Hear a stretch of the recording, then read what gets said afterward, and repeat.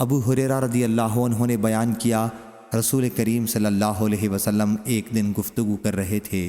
اس وقت آپ کے پاس ایک بدوی بھی تھا کہ اہل جنت میں سے ایک شخص نے اللہ تعالیٰ سے کھیتی کی اجازت چاہی تو اللہ تعالیٰ نے کہا کہ کیا وہ سب کچھ تمہارے پاس نہیں ہے جو تم چاہتے ہو؟